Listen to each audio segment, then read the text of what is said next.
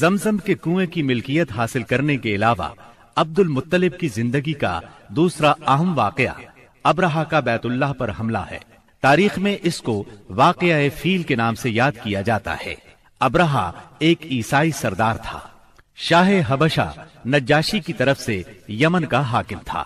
اس نے دیکھا کہ اہل عرب حج کے لیے مکہ مکرمہ جاتے ہیں اور خانہ کعبہ کا طواف کرتے ہیں، تو اس نے عیسائی مذہب کے نام پر یمن کے شہر صنعاء میں ایک عالیشان گرجا بنوایا۔ عرب میں اس گرجا کی خبر مشہور ہو گئی۔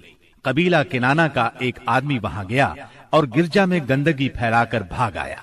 ابرہہ نے غصے میں آ کر قسم کھائی کہ کعبے کو ڈھا کر دم لے گا۔ چنانچہ وہ ایک لشکر جرار لے کر مکہ مکرمہ کی طرف روانہ ہوا۔ راستے میں عرب کے جس قبیلے نے بھی مزاحمت کی، ابرہہ نے اسے تہہ تیغ کر ڈالا، یہاں تک کہ وہ مکہ معظمہ کے قریب پہنچ گیا۔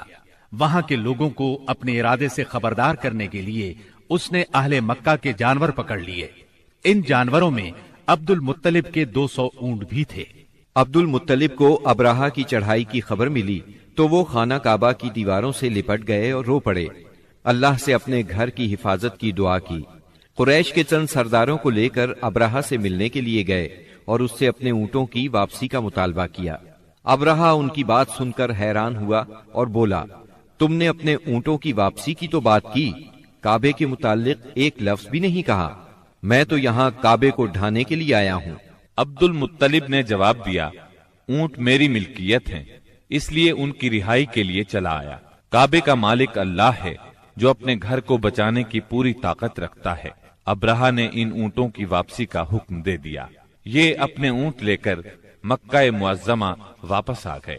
60-70 ہزار کا لشکر تھا اور اس میں 9 یا 13 ہاتھی تھے۔ اس لشکر نے آخر مکے پر چڑھائی کی۔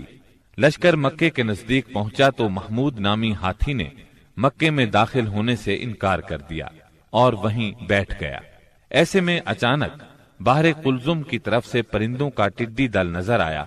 ان کے پنجوں اور چونچوں میں کنکریاں تھیں۔ جن سپاہیوں پر وہ کنکریاں پڑتی ان کے اعضاء کٹنا شروع ہو جاتے۔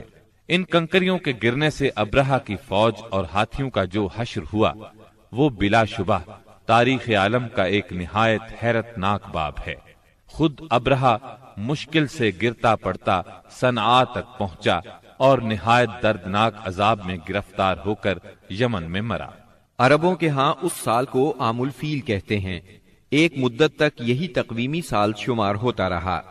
قرآن کریم میں یہ واقعہ سورہ فیل میں بیان ہوا۔